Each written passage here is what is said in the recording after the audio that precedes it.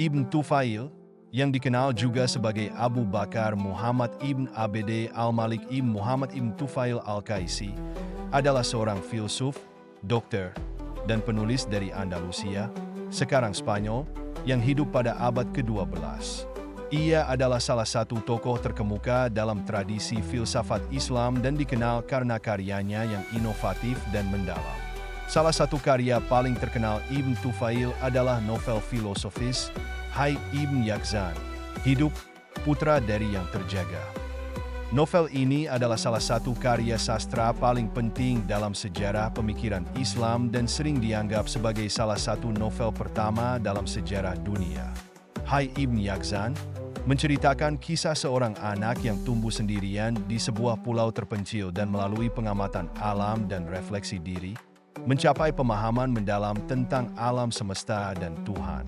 Melalui kisah ini, Ibn Tufail mengeksplorasi berbagai tema filosofis seperti epistemologi, metafisika, dan etika.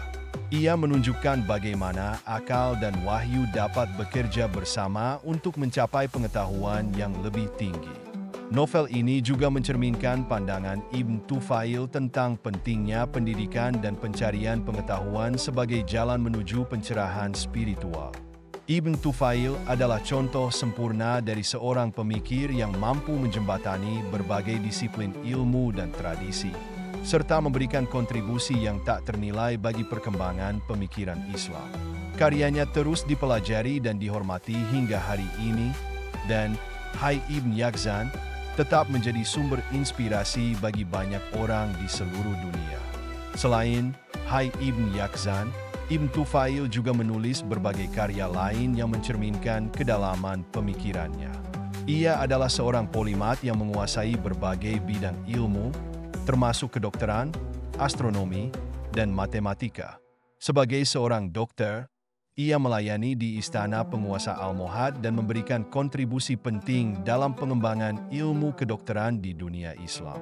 Ibn Tufail juga dikenal karena perannya sebagai mentor bagi Ibn Rushd, Averroes, seorang filsuf dan dokter terkenal lainnya. Melalui bimbingannya, Ibn Rushd mampu mengembangkan pemikirannya sendiri dan memberikan kontribusi besar bagi tradisi filsafat Islam dan Barat.